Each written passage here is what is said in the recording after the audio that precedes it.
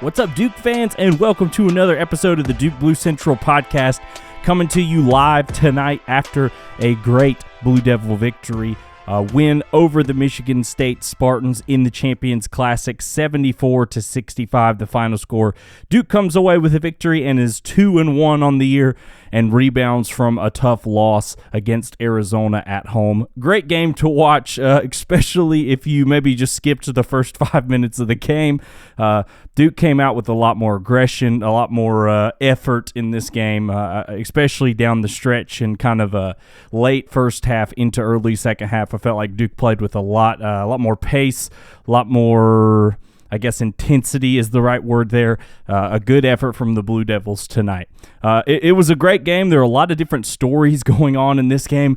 The biggest one being the emergence of Caleb Foster. Caleb Foster had a monster game tonight, leading the Blue Devils in scoring off the bench, scoring 18 on 7 for 8 shooting with 4 for 5 from three-point range. Just an incredibly efficient game for Caleb Foster. Also looked strong on the defensive end. He was really given a case in this game to bump up into the starting lineup for maybe some games.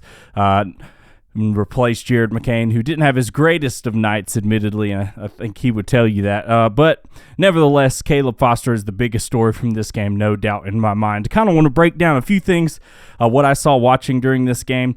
I'll go the good, bad, and then wrap up with some thoughts at the end. The good, it has to start with Caleb Foster. Foster's been a kid, I think every Duke fan who, you watch this guy's high school tape, and it's undeniable the type of tough shot blocker he is, type of dog he is. The mentality that this kid has is just something that you can't teach. And I thought that really came out in today's game. You know, Duke fans were joking on Twitter. There always seems to be one freshman that really comes out and explodes in a big game like this, Champions Classic. Remember a few years ago, it was Trevor Keels against Kentucky that just came out and had actually his greatest game as a Blue Devil. We're hoping Caleb Foster can continue up from here and not this be his peak. But there always seems to be one freshman that just comes and sparks alive at the Champions Classic. This year, it was none other than Caleb Foster. Came off the bench for Duke today and instantly just provided a spark. I think his first shot make of the game was a really tough contested three at a big part of the game. Drilled it. If there's one thing I've been questioning about Foster's game, it's the three-point shooting. I know he can get to the hole and pass and dribble, but I wasn't sure how his three-point shot was going to translate to the college level. And, man, tonight he really proved me wrong, shooting 4 from 5 from 3. Some of those were contested. The one he missed, I would say, was his only bad shot of the night. It's a really contested jump shot 3 in the second half that maybe a heat check moment for him because he was on fire at that point in the game. But that was, I think, maybe his only negative from this game. Caleb Foster just had an awesome, awesome night. Now to move on from that, good also, I'll throw Kyle Filipowski. Kyle Filipowski is probably going to be in the good in every single one of these games. He didn't have a great shooting night. Pretty much nobody other than Caleb Foster, and maybe you could include Mark Mitchell, even though he only shot the ball 3 times, had a good shooting night. Let me read you some of these stats from the box score. Kyle Filipowski shot 5 for 13. Proctor shot 4 for 12. McCain was 0 for 5. Roach was only 2 for 5. Only 5 shots from Roach in this whole game. Ryan Young hit both of his baskets. Foster was 7 for 8, like we said, and then Blake's missed his only shot as well. So kind of a bad shooting night all around for the Blue Devils, which we'll get into a little bit more in the bad section of this episode. But I still want to include Flip in there. Did not have a good shooting night, didn't make a single 3, and still ends up with 15 points and 8 rebounds. Huge performance from Flip again, especially after getting into early foul trouble and not playing for a significant portion of the first half, and I was actually pleased with the effort Duke was giving without him on the floor. Every time he goes out, as a Duke fan, you're holding your breath because I think he is by far the most important and best player on the court for Duke, and anytime he goes out, it feels like the offense stalls a little bit, but they were able to weather the storm without him and actually build and increase a little bit of a lead when he went out in that first half. But he comes back in the second half, plays an awesome second half. The rebounds for him were huge in this game. I also want to get to, I guess I can go to it now in the good section, but Duke actually won the rebounding battle in this game against Michigan State. Rebounding has maybe been the thing that Duke fans have talked about the most about this team, it being its biggest weakness. Duke actually went out there and won the rebounding battle today. Now, Michigan State is not a particularly huge team in height, but they are a super athletic team. So that has known to give Duke fits sometimes. So maybe Kyle Filipowski has a little bit of an edge with his height against teams like this in Michigan State. But still, it takes a lot of effort to grab the rebounds off of some of these Michigan State guys who could just straight up jump out of the gym. But that's another huge positive for this game is the rebounding battle being won by Duke. Also want to shout out the free throw shooting. And when I talk about at the conclusion of this, the difference in this game was Caleb Foster and Duke's ability to get and knock down free throw shots. I want to shout out Mark Mitchell, too. Mark had a sneaky good game. Let me just read you the stat lines for this, and you wouldn't be able to guess how many points he had. So Mark Mitchell went 2 for 3 with 4 rebounds, 2 steals, and somehow winds up with 13 points in this one. About as efficient of a stat line as you can have, only taking 3 shots and finishing with 13. But it was because he was 9 for 9 on his free throw attempts, a ton of those coming through in the first half. I think a huge part of this game, if you look at the box score, Michigan State won the second half. Now, by 2 points, and some of that is a symptom of Duke letting up on defense at the end just to kind of grind out the game and get the win. But Duke's first half lead is a massive part of why they won this game. And I think a big part of how they got that lead was Mark Mitchell's ability to recognize Michigan State was in foul trouble. Duke got in the bonus with 7 minutes left, a little over 7 minutes left, and Mark knew that and played smart basketball, getting into the lane, getting into the paint, and most of the time going up for a shot where I think he knew he was going to get fouled and go to the free throw line. But you still have to hit all those free throws, and he did that, went 9 for 9 in this game. I think Mark Mitchell is a massive part of why we won this game too, just his ability to recognize the situation he was in and to be able to get to the line and knock down shots is something that's going to be really valuable for Duke, especially with a guy like Mark Mitchell who brings so much more to the defensive side of the ball. Obviously thought Mark had a good defensive game today too. He typically always does. Also, shout out Ryan Young. A lot of people have been disrespecting Ryan Young's name. He came out and actually had a great performance tonight.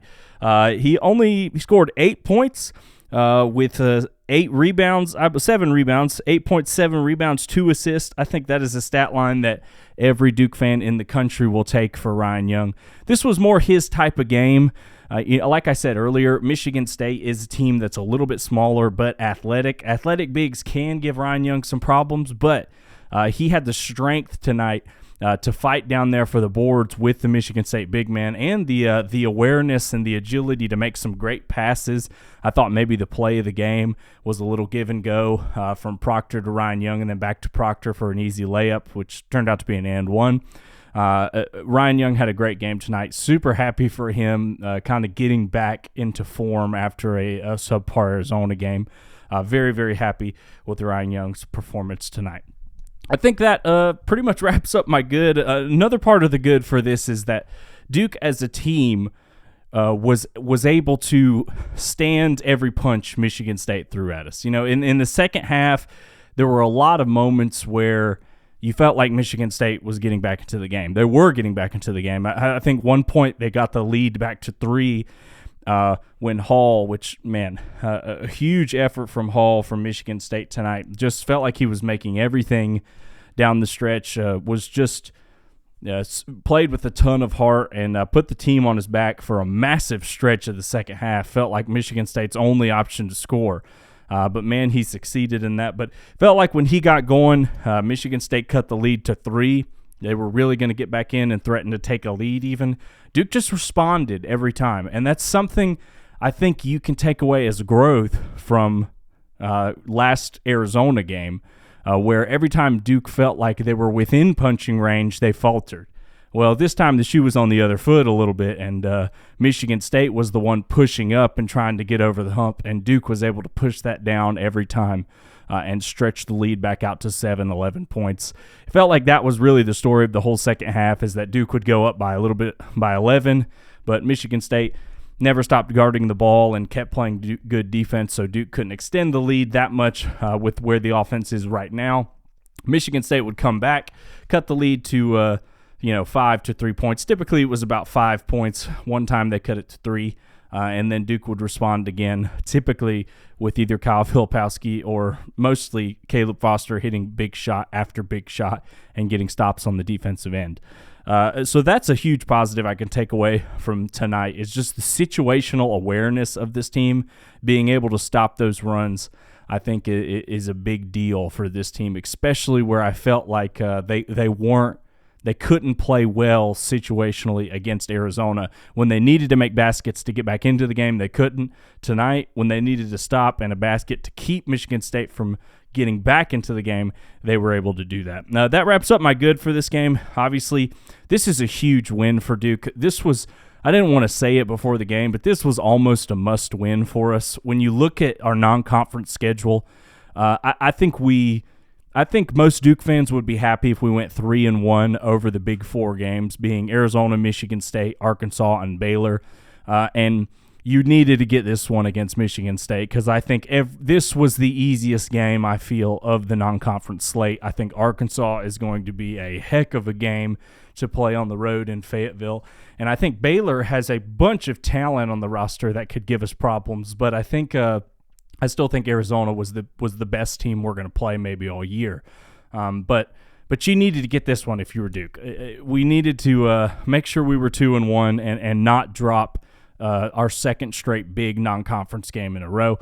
Hopefully this sets us on a good path. We got kind of a string here of what should be layup games and prepare us for the next hard non-conference test. But this is a big deal, getting this win. And when you look at NCAA seeding, I think what kept Duke out of getting a higher seed than I thought they deserved last year was the lack of a big win in the non-conference. You look at that game against Kansas last year where you felt like you could have won the game and you gave it up. I think games like that really matter when Duke is playing in a weak ACC like it's looking like it's going to be this year, especially when you figure, Duke will probably have some fluky losses in the ACC this year.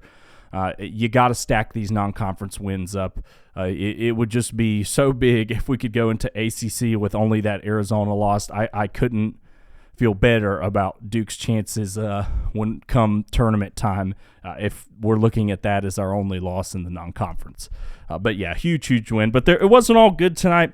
Certainly, if you watched from the beginning of the game, there was definitely some bad to focus on, and that's where I'll begin. Start of the game was just ugly for Duke and ugly for Michigan State, just to be frank. It did not feel like a Champions Classic game from the rip. This is a tournament that's normally used to seeing two epic battles of great teams. Did not look like that in the first 5 minutes. I think Duke had 5 or so turnovers in the first 5 minutes. There was a point where we had only one less turnover than we did shots in the first half. Just bad passes, lazy passes, not enough effort on the hands and getting hands on the ball for the passes. And Michigan State's defense was just eating those up all day and kept turning us over. We also had, it felt like 8 travels in the lane. From just all kind of different guys. Even Foster had some, Mark Mitchell had some, just where guys kind of got stuck driving face to the basket, and Michigan State was able to kind of hold up the ball and make them take a few extra steps and walk. And they made those mistakes multiple times, which is something you don't like to see. You'd like to see those kind of plays get addressed in maybe the first media timeout, and they not make those mistakes again. But they kept making those mistakes over and over again. I'll cut them some slack because they did really stop at a certain point in the game, especially the second half was great on turnovers, and even late in the first half when Duke was succeeding is when we stopped turning the ball over. I think the turnovers just stunted our offense in the first half. We could never get into a flow, and then as soon as we stopped turning the ball over, the offense stopped clicking, and that's when we went on the 12-2 run to end the half to go up 11, which was a massive, massive moment in this game when you consider the point spread in the second half.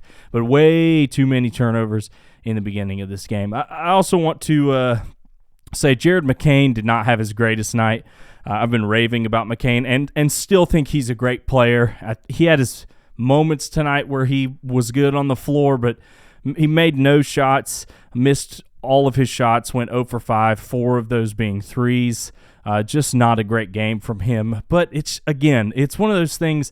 He didn't take – I think he took one shot tonight that I didn't like. It was an early three in the shot clock. But honestly, from him, you don't even hate him being aggressive in his three-point shooting because we know he's a guy who can just snipe it. But Jared's a guy that I trust. I think he took pretty good shots tonight. I just think they didn't fall. I don't know if it's Michigan State – obviously they have their best three-point shooting night of the season. We expected that as Duke fans. I think they shot 6% from three from the first two games, and they shot 31% tonight. Still not an awesome percentage, but way better than what they're used to, which I think if you were a Duke fan and you've watched us play Michigan State before, you knew that was going to happen. But I say that to say everybody kind of had a rough shooting night. I don't know if that's just getting used to the new sight lines in the gym or getting used to playing in a place that's not a college stadium. I know that might not be a huge factor for some of these kids, but I don't know. The shooting fell off tonight, and I do have that as a concern for this Duke team moving forward. But I wanted to highlight Jared McCain getting no points was a problem for us tonight. I think if he scores at his usual clip, we have a chance to really rout this Michigan State team. But Jared will get better. I just think this was a case tonight of the shots not falling for him. And I think especially Caleb Foster having the performance he had, there's going to be some pressure for maybe him to start in a few of these games instead of McCain.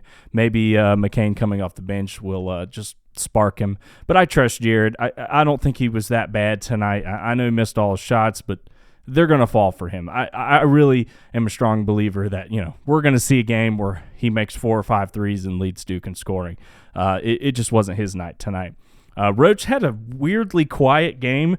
2 for 5 tonight, only 7 points. Just not used to seeing only 5 shots by Jeremy Roach's name. But once again, he made shots when they counted. I thought for the most part he was getting exposed a little bit on the defensive side, but it was something Duke was able to overcome. But maybe my biggest concern from this game and something to keep your eye on for the next few games is the three-point shooting for Duke, other than Caleb Foster. Let me read you the stats here. So Caleb Foster went 4 for 5 from three-point range. Duke made only 6 three-pointers in the whole game. So only 2 other made shots. One was from Jeremy Roach. One was from Tyrese Proctor.